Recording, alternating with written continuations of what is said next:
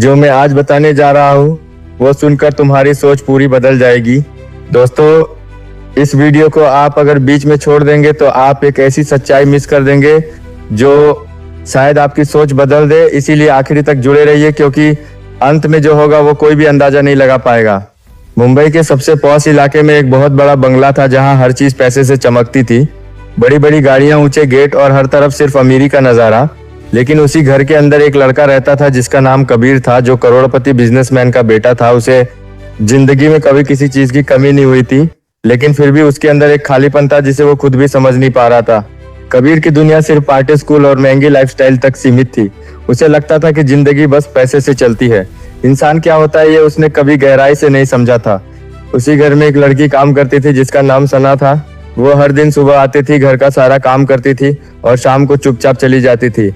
वो बहुत कम बोलती थी, लेकिन उसकी आंखों में एक अलग तरह का दर्द था जो किसी ने नोटिस नहीं किया। कबीर ने उसे कई बार देखा था, लेकिन कभी ध्यान नहीं दिया था। उसके लिए वो सिर्फ एक काम करने वाली लड़की थी बस। लेकिन एक दिन ऐसा हुआ कि कबीर की घड़ी अचानक गायब हो गई। पूरे घर में हड़कंप मच गया। नौकरों पर शक होने लगा। हर कोई एक दूसरे को देख रहा था, लेकिन किसी को कुछ समझ नहीं आ रहा था। तभी सना धीरे से आई और उसने कहा, साहब आपकी घड़ी सोफे के नीचे गिर गई थी। और उसने घड़ी आगे बढ़ा दी। कबीर ने घड़ी ले ली बिना कुछ बोले। लेकिन उस पल पहली बार उसके दिमाग में एक सवाल आया कि ये लड़की इतनी ईमानदार क्यों है। कुछ दिन बाद सना काम पर नहीं आई। पहले किसी ने ध्यान नहीं दिया, लेकिन जब तीसरे दिन भी वो नहीं आई तो कबीर को अजीब सा लगने लगा। उसे खुद समझ नहीं आ रहा था कि वो उसके बारे में क्यों सोच रहा है। रात को वो पार्टी में गया, लेकिन वहां उसका मन बिल्कुल नहीं लगा। उसे हर जगह सिर्फ शोर और खालीपन महसूस हो रहा था।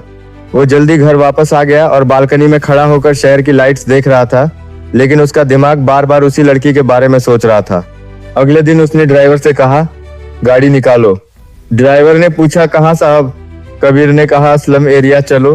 ड्राइवर हैरान रह गया, लेकिन उसने गाड़ी निकाल दी। जैसे जैसे गाड़ी आगे बढ़ी, शहर की चमक पीछे छूटती गई और एक नई दुनिया सामने आने लगी, जहां सड़कें तंग थीं, लोग संघर्ष कर रहे थे और जिंदगी बहुत कठिन थी। गाड़ी आगे नहीं जा सकी, इसलिए कबीर को पैदल उतरना पड़ा। वहां का माहौल उसके लिए बिल्कुल नया था। बच्चे नंगे पैर दौड़ रहे थे, लोग छोटी छोटी झोपड़ियों में रह रहे थे और हर तरफ गरीबी साफ दिखाई दे रही थी। एक बूढ़ा आदमी उसे देखकर एक तरफ इशारा करता है और कबीर धीरे धीरे उसी दिशा में चल देता है। उसका दिल तेजी से धड़क रहा था, जैसे कोई अनजाना सच उसके सामने आने वाला हो। जैसे ही वो एक झोपड़ी के पास पहुंचा, उसे अंदर से आवाज आई, पानी, थोड़ा पानी दे दो। कबीर ने झिझकते हुए पर्दा हटाया और अंदर गया, और जो उसने देखा उसके पैर वहीं जम गए। एक बूढ़ी औरत जमीन पर लेटी थी, बहुत कमजोर हालत में थी। उसके पास एक छोटा बच्चा बैठा था जो भूखा था और पूरी झोपड़ी में खाने का नाम तक नहीं था। कबीर कुछ पल वहीं खड़ा रह गया। उसे पहली बार समझ आया कि असली गरीबी कैसी होती है। तभी उसने बिना सोचे एक टूटी बाल्टी से पानी लिया और उस बूढ़ी औरत को पिलाया। उसकी आंखों से आंसू निकल आए, जैसे किसी ने उसे दोबारा जिंदगी दे दी हो। तभी पीछे से दरवाजे पर हल्की आहट हुई। कबीर ने पलट कर देखा और वहां सना खड़ी थी। उसके हाथ में दवाई और पानी की बोतल थी, और जैसे ही उसने कबीर को देखा वो वहीं रुक गई। दोनों एक दूसरे को देख रहे थे, लेकिन इस बार न कोई दूरी थी, न कोई झूठ, सिर्फ सच्चाई थी। सना जल्दी से अंदर आई और अपनी माँ के पास बैठ गई और पानी पिलाने लगी। कबीर अभी भी समझ नहीं पा रहा था कि ये सब क्या हो रहा है। उसने धीरे से पूछा, तुम काम पर क्यों नहीं आई थी? सना ने नीचे देखते हुए कहा, माँ बीमार है। बस इतना बोलकर वो चुप हो गई, लेकिन उस एक लाइन में पूरी जिंदगी का दर्द छुपा था। तभी छोटा बच्चा बोला, दीदी भूख लगी है। कबीर का दिल टूट गया। उसने जेब से पैसे निकाले और सना को देने लगा, लेकिन सना पीछे हट गई। नहीं साहब, मैं ले लूंगी। उसकी आवाज में गरीबी नहीं थी, उसकी आवाज में आत्मसम्मान था। लेकिन माँ ने कमजोर आवाज में कहा, ले ले बेटा, बच्चे भूखे हैं। और उस पल सना की आंखों से आंसू गिर पड़े। उसने पैसे ले लिए। कबीर तुरंत बाहर गया और बाजार से खाना, दवाइयाँ, दूध सब कुछ खरीद लाया। जब वो वापस आया तो झोपड़ी में पहली बार खाना बन रहा था और वहाँ एक अलग ही जिंदगी लौट रही थी।